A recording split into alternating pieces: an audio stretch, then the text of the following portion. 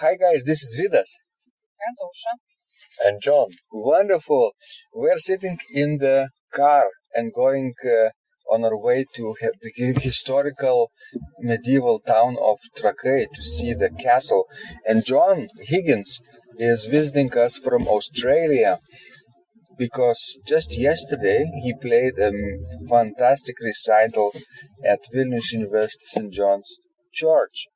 And we decided to spend this time in the car while chatting and recording our podcast conversation so that, guys, you could listen to our thoughts and ideas. So, first of all, John, how do you feel? Are you exhausted after your recital? Tell us everything.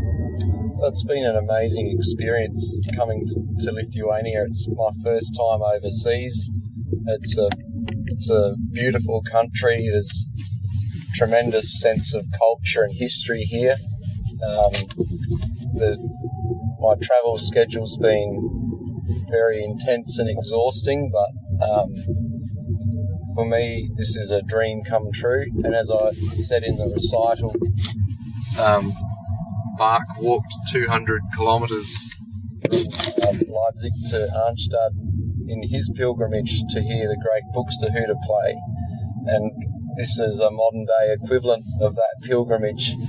I think it's about 18,000 kilometres of flight from Australia to here. That's about right, John. And what do you think about John's efforts yesterday, Ausra? I think he was, really good. I just could not believe that, a man in 7 years could reach such a level of organ playing. We have to remind our listeners that John is originally an engineer, right? He describes himself as a machine doctor because he can diagnose problems and propose solutions for technology, for major machinery in plants, right? So tell us a little bit about yourselves. What kind of work do you do, John, now? So at the moment I work in a coal mine, and the coal mine supplies the coal to a power station. It's one of the biggest power stations in Victoria and provides about 30% of the electricity for the whole state. And my job is we work in a department called condition monitoring, which is to make sure that the machines are in good condition. So just like you go to the doctor and have a blood test, in the machines we take a little sample of the oil, and we can check for different types of metals that are in the oil that tell us what parts are wearing out. We can take vibration readings that tell us if the bearings are getting too old or if the gears are worn out.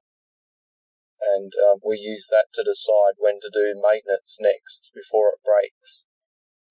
Sounds really fascinating and complicated at the same time, right?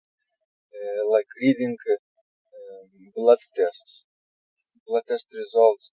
And do you announce those results to the machines later on? How do you communicate? People would think it's strange, but the machines do have personalities a little bit. You can have 10 machines that are the same, but they'll behave differently and have different trends. Oh no, my cholesterol is up. Oh, That's right. You should eat more vegetables. John said. That's right. Great. It's so, I think, common in our organ playing world that the person from different profession, right, would start to play the organ. But in general, to play recitals it's quite unique, right? Maybe a person like you could learn organ for fun, right? Or maybe at the level suitable for church, maybe hymn playing a little bit. But to travel the world and play the largest pipe organ in Lithuania, it's quite, rare. And actually, we have a lot of students, but you were the first student who played full-length recital with not very easy pieces. And I can say that you did really amazing work, John. Thank you so much. And I couldn't agree more. I was so proud of you, listening to your playing. Could you remind us what you played yesterday? A little bit. Yes. So, in tribute to Bach's pilgrimage, and I wanted to play 4 pieces: Toccata in D minor, Prelude and Fugue in F major from the short 8 Preludes and Fugue collection, and Gerufsvidur chorale, and Prelude and Fugue in G major. That was the first bracket of pieces. Then I played 3 pieces for Easter, seeing as it was only last week. Yes. And I played O Saviour of the World by Sir John Goss, he was a very famous English composer and organist at St. Paul's Cathedral. And then God So Loved the World, which is an excerpt from the Crucifixion by Sir John Stainer, a very famous choral work at that time of year. And then I played my own improvisation on Judas Maccabeus theme, which is the hymn tune Thine Be the Glory by George Friedrich Handel. Then the next bracket I played,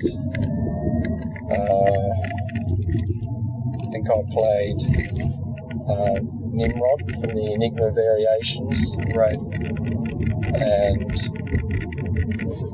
Prière de Notre Dame by Bollmann from Sweet Gothic. And Largo from Xerxes by Handel. And then concluded with